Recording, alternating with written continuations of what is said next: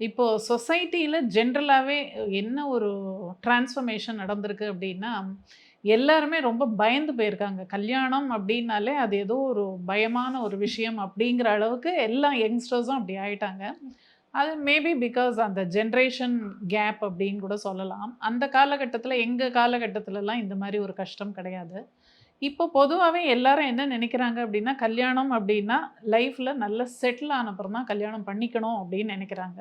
அந்த காலகட்டத்தில அதெல்லாம் கிடையாது.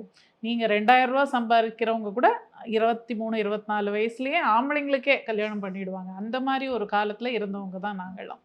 பட் இப்போ வந்து எல்லாருமே அட்லீஸ்ட் ஒரு 30 தாண்டினா தான் லைஃப்ல வந்து செட்டில் ஆக முடியும். பேங்க் பேலன்ஸும் வேணும், சொந்த வீடு வேணும், கார் வேணும். இது எல்லாமே ஒரு கம்பல்சரியா ஒரு கண்டிஷன் ஆயிடுச்சு. அண்ட் வர பெண்களும் அது மாரி எதிர்பார்க்குறாங்க. இந்த மாரி பையன் தான் இருக்கணும், இந்த மாரி ஒரு ஸ்டேட்டஸ்ல இருக்கணும். ஸோ இது வந்து முக்கியமா காரணம் இதுதான்.